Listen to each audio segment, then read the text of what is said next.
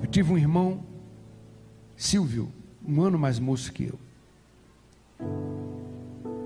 Nós, na infância, brigávamos muito um com o outro. Parecia gato e cachorro aquilo, era uma coisa terrível. Todo dia, meu pai chegava em casa, botava os dois para o quarto, minha mãe fazia o X9. Não sei se vocês sabem aqui em São Paulo o que é X9, sabe o que é? Dedo duro. E dizia para o meu pai: brigaram hoje na rua, foi uma coisa horrível, um escândalo, a vizinhança toda viu. Meu pai botava os dois para o quarto, tirava o cinto e pá, nos dois. No dia seguinte, ainda com as marcas do cinto nas pernas, a gente brigava de novo. Era outra surra, não adiantava. Porém, quando chegamos na fase adulta, eu e esse meu irmão desenvolvemos um amor um pelo outro, que era uma coisa inexplicável. Nossos tios olhavam para aquilo e diziam: mas como esses meninos ficaram assim na fase adulta, um agarrado com o outro, que não larga o outro?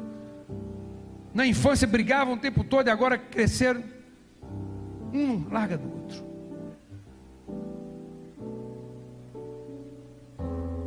Até o dia que eu estava no quartel, já como fuzileiro naval, o meu irmão, para ficar mais perto de mim, veio da Paraíba, foi para Volta Redonda, ficar na casa de um tio que eu tenho lá.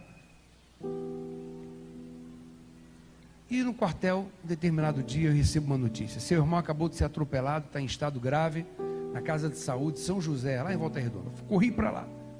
Fiquei 10 dias na porta daquele CTI, esperando meu irmão sair dali.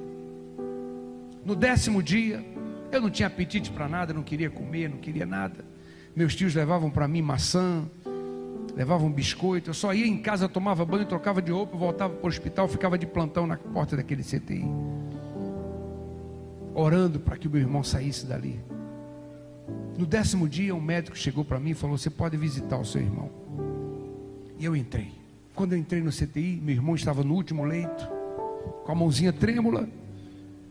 Ele levanta a mão para a minha direção, cheio de sonda pendurado na mão, acessos. E ele fala: Sérgio, me dá água pelo amor de Deus. E eu olhei para a enfermeira e falei: dá água para ele. E ela falou: não podemos dar água para ele. A ordem médica, ele está todo suturado por dentro, teve hemorragia digestiva, não pode beber líquido nenhum. Foi a ordem do médico. E eu disse: mas ele vai morrer de sede. Não podemos fazer nada. Ela sentiu um pouquinho de dó do meu irmão e me deu um chumaço de algodão molhado com água gelada e falou: o senhor só encosta nos lábios dele para ele sentir algum frescor, mas ele não pode beber uma gota desse líquido. E quando eu encostei aquele algodão nos lábios brancos, anêmicos do meu irmão, parecia que ele queria engolir a minha mão. Tal era a sede desesperadora que ele sentia, e eu com o coração por dentro despedaçado, arrebentado, porque estava vendo o meu irmão sofrer e estava sofrendo junto, aparentando para ele que estava tudo bem, mas por dentro eu estava arrebentado ao vê-lo naquela situação. E quando terminou a visita, eu saí para o lado de fora daquele CTI, eu caí de joelhos naquele corredor, esmurrava a parede e dizia: Deus, não me interessa viver se o meu irmão morrer. Eu dizia: Deus, tira a minha vida e deixa a dele. E uma senhora passou e falou: esse ama o irmão mesmo. E era amor de fato. Somente o amor, nenhum outro sentimento faz com que uma pessoa que ama prefira morrer a ver a pessoa amada morrendo. Só o amor tem esse sentimento.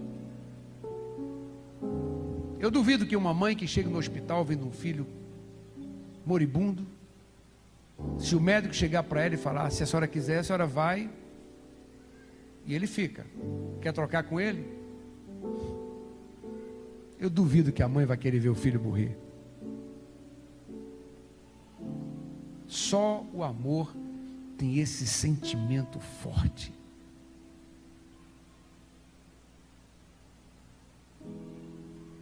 O casal que se ama também, de verdade, eles têm esse sentimento um pelo outro. Eles se amam. E um não gosta de ver o outro sofrendo. O amor faz isso. Agora, esses 3 tipos de amor que eu falei aqui, eu falei do amor de mãe, falei do amor fraterno e falei do amor entre o homem e a mulher. Esses 3 tipos de amor eu consigo explicar com 3 palavrinhas. Aliás, com 2, porque uma delas é preposição. Esperança de reciprocidade. A mãe ama o filho no berço, vendo a fragilidade do seu filho, o quanto ele precisa dela, do seu cuidado, de sua proteção. Mas o tempo vai passar. E aquela criança que agora está no berço frágil, indefesa, vai se tornar um adulto robusto. E a mãe que cuidou dele vai envelhecer com o passar dos anos. E ela vai se curvar diante da fragilidade da velhice. E vai ser a vez do filho, que um dia foi cuidado pela mãe, agora cuidar da mãe. Isso é lindo. E foi Deus quem fez. A mãe ama o filho, esperando ser amada por ele da mesma forma. O amigo ama o outro amigo, esperando ser amado por ele da mesma forma, com a mesma intensidade. E o que dizer do marido e da mulher? A mulher amou o marido, esperando ser amada por ele com a mesma intensidade. Esperança de reciprocidade. Isso explica os amores que nós conhecemos nessa vida. O amor de mãe, o amor fraterno. E o amor entre homem e mulher. Mas eu quero te falar de um 4º tipo de amor que eu não consigo entender. O amor de um homem que por onde ele passou, só fez o bem para as pessoas. Por onde ele passou, curou enfermos, fez paralíticos andarem, leprosos serem curados, cegos enxergarem, perdoando pecados, ressuscitando mortos, falando de amor, de esperança, de paz, de fé. A sua presença, aonde chegava, a paz chegava junto, o amor chegava junto. O homem que vendo uma mulher prestes a ser executada, havia sido apanhado em flagrante adultério, e essa mulher é levada para ele, e na hora que ele vê a fragilidade daquela mulher, e a fúria daquela turba que queria matá-la, ele ama aquela mulher. Ele só sabia fazer isso, amar.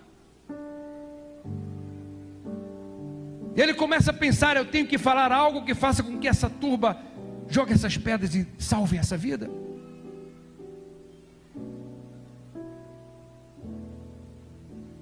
E ao ter amado aquela mulher, ele diz para aquela turba: aquele que estiver sem pecado, atire a primeira pedra. E foram largando as suas pedras um por um, e se retiraram, porque todos eles reconheciam que tinham pecado. E a vida da mulher foi salva por amor. Era só isso que ele fazia o tempo inteiro. E agora ele está numa cruz, vendo todas aquelas pessoas por quem ele havia lutado,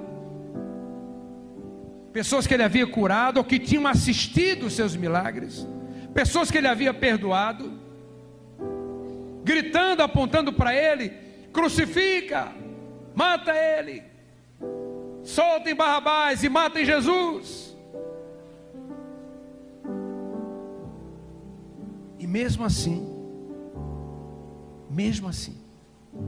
aquele homem sofrido, maltratado naquela cruz, cheio de dores, ele conseguiu amar aquela multidão, mesmo sem esperança de reciprocidade, mesmo sabendo que não seria amado por ela. Ele entrega a sua vida por aquela multidão, e vai até o fim, sangra até o fim, por amar aquela multidão. Eu consigo explicar o amor de mãe pela esperança da reciprocidade. Eu consigo explicar o amor entre amigos consigo explicar o amor entre homem e mulher pela esperança da reciprocidade. Mas o amor que Jesus teve por mim, o amor que Ele teve pela sua vida, não tem explicação. Era eu e você que estávamos naquela multidão gritando: crucifica Ele, mata Ele. Éramos nós. Mesmo assim, Ele entregou a vida dele para salvar a minha vida, para salvar a sua vida.